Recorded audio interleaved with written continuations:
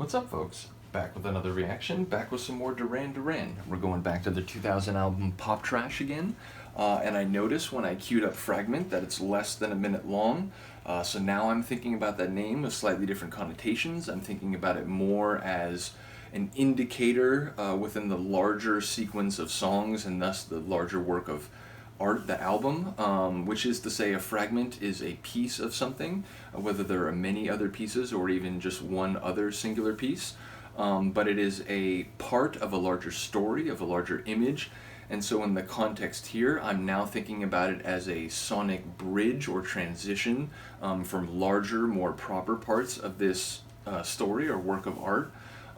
So yeah, whether it's a piece that has there are other pieces like it missing, or whether it's a piece that has yet to be placed into the configuration or puzzle, it does speak to a sliver or a part of a larger image or, again, sonic story. So I was originally thinking about it as it might relate to, lyrical themes. I don't know for sure if it'll be instrumental, but the fact that it is under a minute long, and I'm now thinking about it as a fragment of a larger sonic work, I wouldn't be surprised if it's instrumental, so we'll have to see. But then I'm also going to react to Mars Meets Venus, which it's a name that obviously draws upon mythology or mythological forms, sort of Roman being an outgrowth of Greek mythological forms.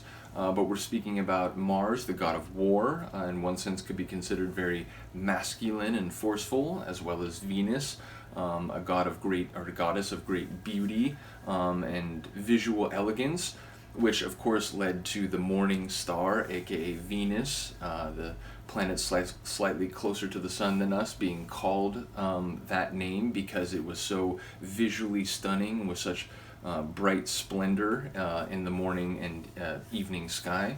But I will say, it is a sort of irony that we now know about Venus, such that it is a hellish landscape, more brutal and uncompromising than most others in the entire solar system, which is to say, just if you were transported to the surface of Venus, you would die instantaneously in at least 3 different ways. You would burn to death instantly, you would be crushed to death by the atmospheric pressure, and you would be essentially like singed from the inside by the toxic, acidic atmosphere. So yeah, basically you die instantly in 3 different ways, despite how beautiful it may look in the night sky or the morning sky. So yeah, ultimately, Mars meets Venus. With those mythological forms in tow, it does suggest a sort of male-female dichotomy. It might suggest sort of the contrasting characteristics that are typically, though not always in practice, ascribed to men and women variously or divergently. It could relate, of course, to romantic or interpersonal and physical involvement between a man and a woman. But yeah, and especially with the term meets, with that verb, it does suggest, like boy meets girl is a phrase that's often used for that sort of like young, innocent coming together, which can lead to a spark of infatuation, which over a longer time can develop into a legitimate romance and perhaps a marriage and children and so on.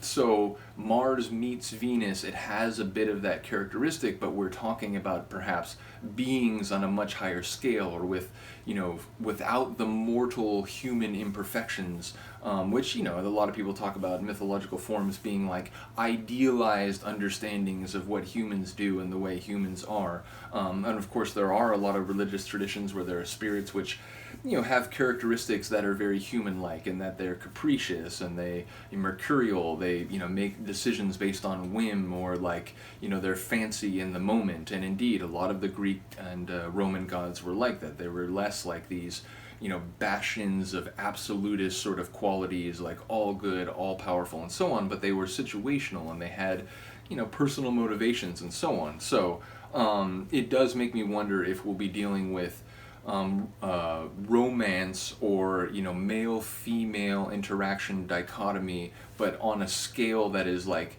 purer or more idealized. So yeah, we'll have to see. I'll stop talking and we'll get to it. This is Duran Duran, Fragment, and then Mars Meets Venus.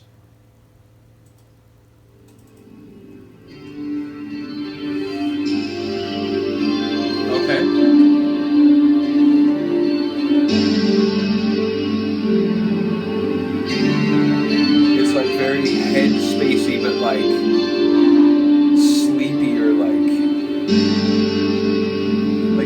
energy depressed, languid.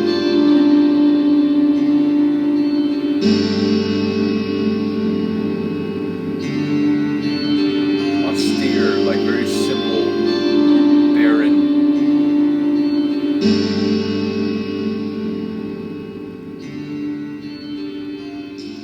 Again, I like it. I like sort of artistic approaches to album construction.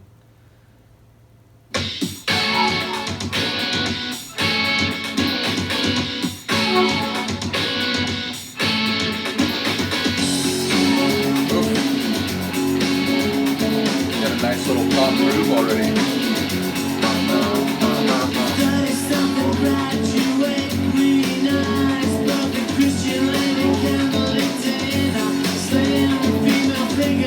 Oh wow, we got a lot going on already.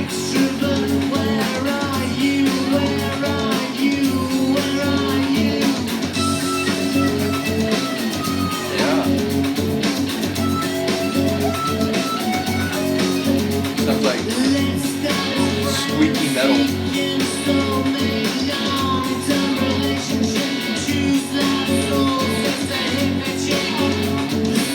Soul sister hippie chick, long-term relationship, or?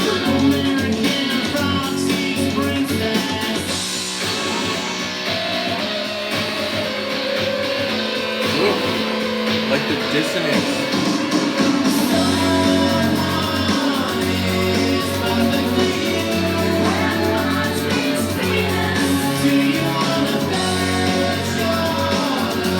Right there, I mentioned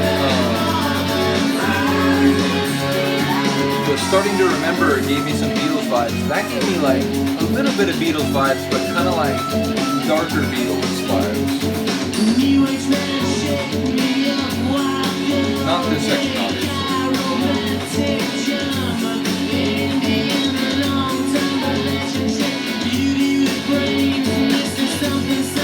I did hear romantic drama.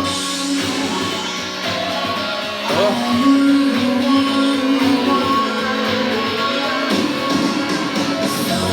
I like the way it hollows out the track like that before it rolls into this.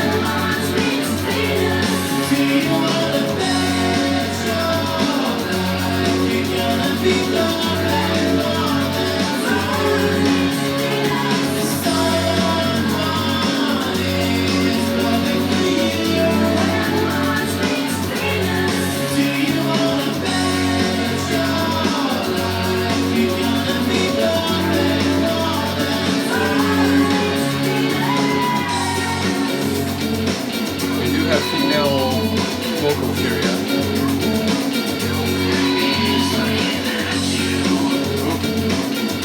Wicked, like whisper.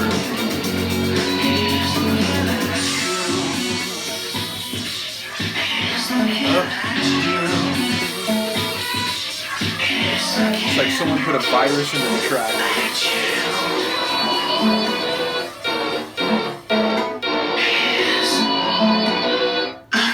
At you. Fascinating. I like that charismatic end. Again, it was like the track sort of like dismantled and like broke down on itself.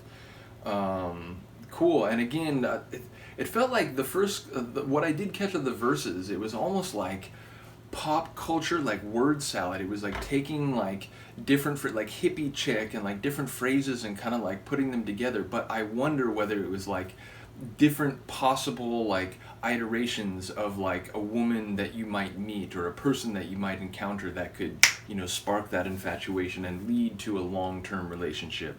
So yeah, I'd have to listen to it again and see if, you know, some of the phrases I was hearing, you know, make sense inside that interpretation or understanding. So yeah, let me know if there's a particular line or an angle, or if, you know, there's an irony to the lyrics, because sometimes, you know, I'm thinking about things in a more like straightaway interpretation, and then it's like, you know, some of these lines like might actually have sort of like a wink wink nature to them, and then it's, you know, it sort of changes the overall impression of what the lyrical themes are doing. So yeah, let me know if there's any particular angle on this one that would be helpful. Sonically, I did enjoy it. As I said, it felt like there were a couple moments, like especially the beginning, where it was sort of like this sort of like ghostly kind of feel. And ultimately, yeah, I did enjoy the ending sequence and the way that it sort of, it didn't just fade out. It sort of, like stripped down, got a bit dissonant, and then it sort of like collapsed. And then there was that last sort of like, breathy, like almost, what's the word for it? Like visceral kind of vocal. So yeah, that was interesting. Let me know what you think of the tune. The next time we come back to this album, as far as I know, there won't be another like interlude. But yeah, the next tune is Lady Xanax, which again, there's a lot going on already just with that simple phrase. So yeah, it like straight out of the gate, it makes me think of that Rolling Stones song, "Mother's Little Helper," which is a great tune if you haven't heard it. But yeah, we'll have to see if there's any like direct relationship there in terms of, people in a like suburban domestic life, sort of from the outside looking like everything's just going fine, but in fact, they're sort of like mind is riddled with chemicals, and they're sort of like, living this very plastic, like unstable or like untenable existence psychologically. So yeah, we'll have to see if there's any connection there. But yeah, let me know what you think about this one. Once again, wanted to give a shout out to this picture. I had something about Simon's look. I enjoy his sort of villainous appearance in that shot. But yeah, let me know what you think. Other than that, I will see you next time. Peace.